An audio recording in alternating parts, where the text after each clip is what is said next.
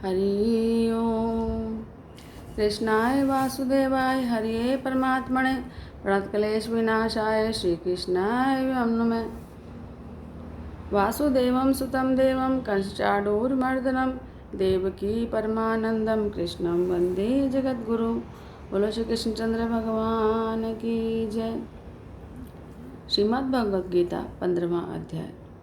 श्री भगवान बोले, आदि पुरुष परमेश्वर रूप मूल वाले और ब्रह्मा रूप मुख्य शाखा वाले जिस संसार रूप पीपल के वृक्ष को अविनाशी कहते हैं और वेद जिसके पत्ते कहे गए हैं, उस संसार रूप वृक्ष को जो पुरुष मूल सहित तत्व से जानता है वह वेद के तात्पर्य को जानने वाला है।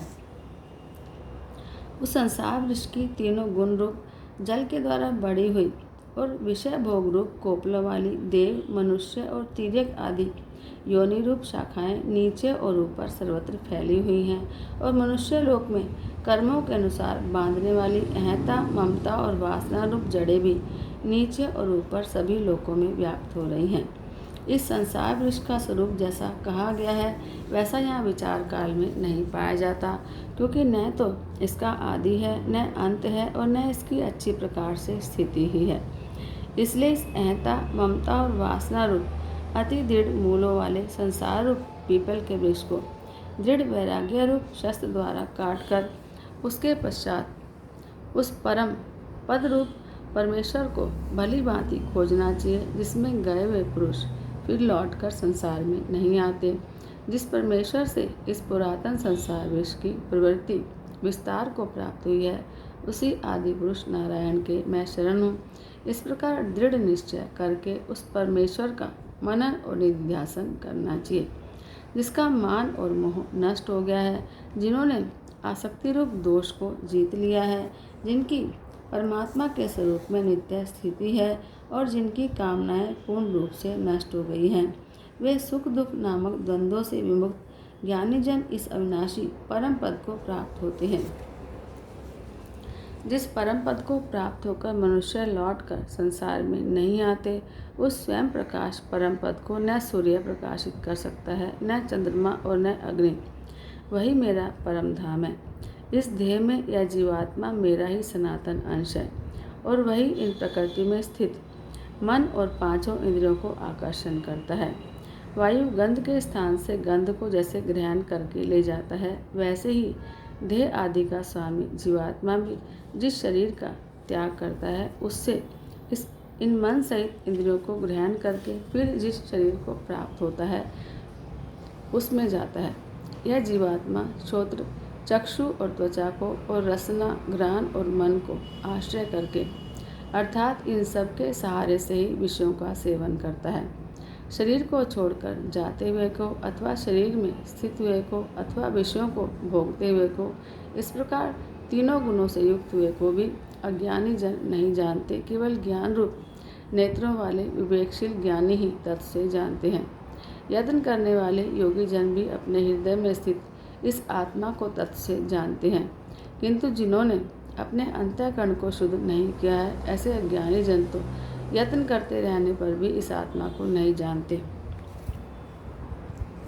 सूर्य में स्थित जो तेज संपूर्ण जगत को प्रकाशित करता है और जो तेज चंद्रमा में है और जो अग्नि में है, उसको तो मेरा ही तेज जान।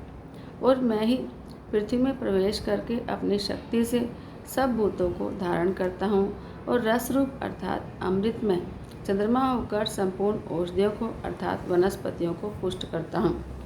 मैं ही सब प्राणियों के शरीर में स्थित रहने वाला प्राण और अपान से संयुक्त वैश्वानर अग्नि रूप होकर 4 प्रकार के अन्न को पचाता हूँ। मैं ही सब प्राणियों के हृदय में अंतर्यामी रूप से स्थित हूँ और मुझसे ही स्मृति, ज्ञान और अपोहन होता है और सब वेदों द्वारा मैं ही जानने योग्य हूँ और वेदांत का कर्ता और वेदों को जानने वाला भी मैं ही हूँ। इस संसार में नाशवान और अविनाशी भी ये 2 प्रकार के पुरुष हैं। इसमें संपूर्ण भूत प्राणियों के शरीर तो नाशवान है और जीवात्मा अविनाशी कहा जाता है। इन दोनों में उत्तम पुरुष तो अन्य ही है, जो तीनों लोकों में प्रवेश करके सबका धारण पोषण करता है। और अविनाशी परमेश्वर और परमात्मा इस प्रकार कहा गया है, क्योंकि मैं नाशवान जड़वग चेत से तो सर्वथा अतीत हूँ और अविनाशी जीवात्मा से भी उत्तम हूँ, इसलिए लोक में और वेद में भी पुरुषोत्तम नाम से प्रसिद्ध हूँ। भारत जो ज्ञानी पुरुष मुझको इस प्रकार तत्व से पुरुषोत्तम जानता है, वह सर्वज्ञ पुरुष सब प्रकार से निरंतर मुझ वासुदेव परमेश्वर को ही बसता है। हे निष्पाप अर्जुन, इस प्रकार वह अति रहस्ययुक्त गोपनीय शास्त्र मेरे द्वारा कहा गया, इसको तत्व से जानकर मनुष्य ज्ञानवान और कृतार्थ हो जाता है। ओम तत्सदिति श्रीमद्भगवद्गीता सुपनिषत्सु ब्रह्म विद्यायाम योग शास्त्रे श्री कृष्ण अर्जुन संवादे पुरुषोत्तम योग नाम पंचदशो अध्याय। जय जय श्री हरि। श्रीमद्भगवद्गीता के 15वें अध्याय का महात्म्य।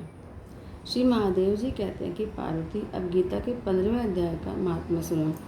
गौड़ देश में कृपान नामक एक राजा था, जिसकी तलवार की धार से युद्ध में देवता भी परास्त हो जाते थे। उसका बुद्धिमान सेनापति शस्त्र कलाओं में निपुण था। उसका नाम था शरभ मेरुंड। उसकी भुजाओं में प्रचंड बल था। वह एक समय उस पापी ने राजकुमारों सहित महाराज का वध करके स्वयं ही राज्य करने का विचार किया। इस निश्चय के कुछ ही दिनों बाद वह हैजे का शिकार होकर मर गया। थोड़े समय में वह पापात्मा अपने पूर्व कर्म के कारण सिंधु देश में एक तेजस्वी घोड़ा हुआ। उसका पेट सटा हुआ था।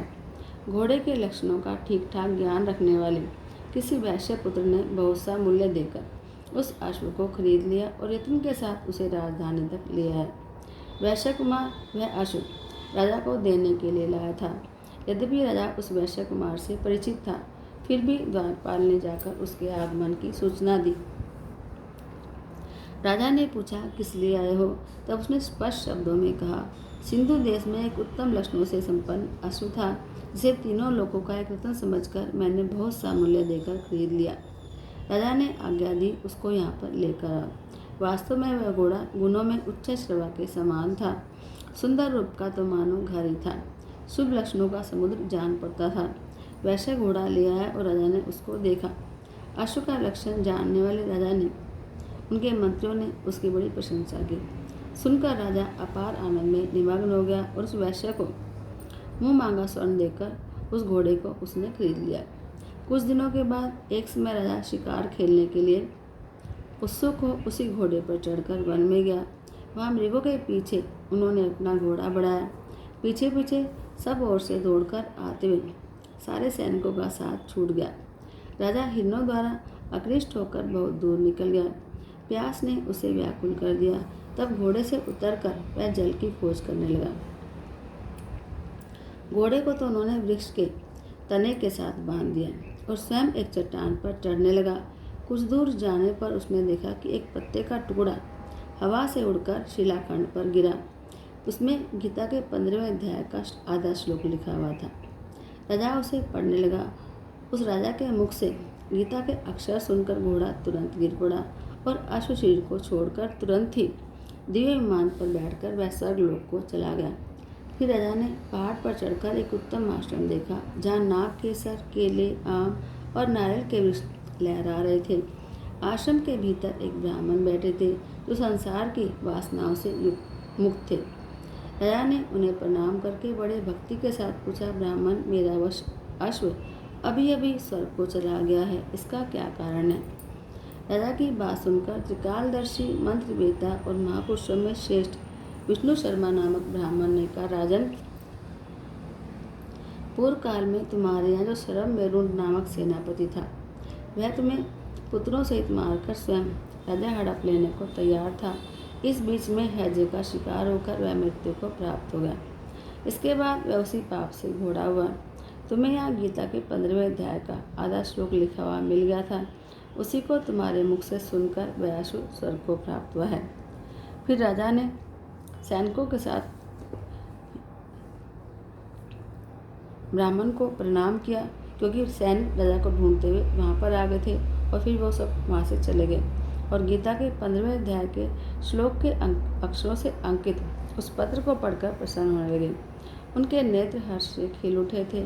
घर आकर उन्होंने मंत्रियों के साथ अपने पुत्र सिंबल को राजा सिंहासन पर अभिषिक्त किया और स्वयं 15वें अध्याय के जप से विशुद्ध चित्त होकर मोक्ष को प्राप्त किया।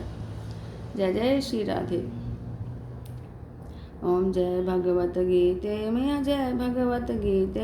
हरि हिय कमल विहारिणी हरि हिय कमल विहारिणी सुंदर सुपुनीत। ओम जय भगवत गीते। कर्म सुमर्म प्रकाशिनी कामा शक्ति हरा मैया कामा शक्ति हरा। तत्व ज्ञान विकासिनी विद्या ब्रह्म परा। ओम जय भगवत गीते। निश्चल भक्ति विधायिनी निर्मल मलहारी मैया निर्मल मलहारी। शरण रहस्य प्रदायिनी सब विधि सुखकार। ओम जय भगवत गीते। राग द्वेष विदारिणी कारिणी मोद सदा मैया कारिणी मोद सदा। भव भयहारिणी तारिणी परमानंद प्रदा। ओम जय भगवत गीते। आसुर भाव विनाशिनी नाशिनी तम रजनी मैया नाशिनी तम रजनी। दैवी सद्गुण दायिनी हरि रसिका सजनी। ओम जय भगवत गीते। समता त्याग सिखावनी हरिमुख की वाणी मैया हरिमुख की वाणी। सकल शास्त्र की स्वामिनी श्रुतियों की रानी। ओम जय भगवत गीते। दया सुधा बरसावनी मातु कृपा कीजे मैया मातु कृपा कीजे। हरिपद प्रेम दान कर अपनों कर लीजे। ओम जय भगवत गीते। बोलो श्री कृष्णचंद्र भगवान की जय। जय जय श्री राधे। जय जय श्री राधे। जय जय श्री राधे।